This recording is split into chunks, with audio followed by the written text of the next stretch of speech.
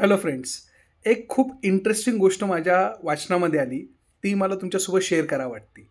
ती म्हणजे काय, की डॉक्टर बी आर आंबेडकर सरांनी जे पुस्तक लिहिलेलं आहे, ते पुस्तक म्हणजे ॲनिहिलेशन ऑफ अ कास्ट, म्हणजे जातीचं समूळ उच्चाटन. बेसिकली ते पुस्तक नाही आहे, ते एक भाषण आहे. आता तुम्ही म्हणशाल हे भाषण आहे आणि हे पुस्तकाचं स्वरूप कसं आलं त्याला, तर त्याच्यामागे एक छोटीशी अशी एक हिस्ट्री आहे. 1922मध्ये जात पात तोडक मंडळ नावाचं एक मंडळ स्थापन झालं होतं लाहोरमध्ये. त्यांचा मूळ उद्देश होता की जातीपातीचं समूळ नष्ट करणे. आणि अशा वेळेस खऱ्या अर्थाने जातीपातीवर भाष्य करणारे एकमेव व्यक्तिमत्व होते, ते म्हणजे आपले डॉक्टर बी आर आंबेडकर सर.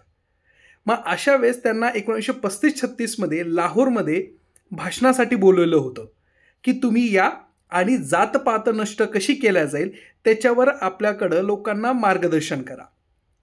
डॉक्टर बी आर आंबेडकर सरांनी होकार दिला आणि डॉक्टर बी आर आंबेडकर सरांनी होकार दिल्यानंतर त्या जातपात तोडक मंडळ जे आहे तर त्यांनी रिक्वेस्ट केली की तुम्ही एका छोट्या स्वरूपामध्ये नेमकं भाषणाचं असलेला आलेख कसा असणार आहे किंवा भाषण कशा पद्धतीने करणार आहे किंवा त्याच्यामध्ये काय काय असणार आहे हे आम्हाला द्या, जेणेकरून आम्ही लोकांमध्ये दिलं तर लोकांना अजून त्याच्यामध्ये अप्रूपता वाटेल आणि लोक येतील.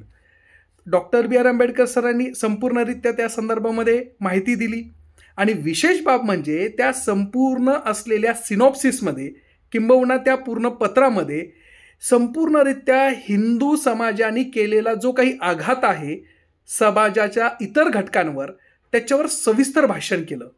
आणि ह्या सगळ्या गोष्टी जेव्हा जातपात तोडक मंडळाला कळालं, त्यांनी ते वाचलं, तर अक्षरशः त्यांनी त्यांचं भाषण रद्द केलं.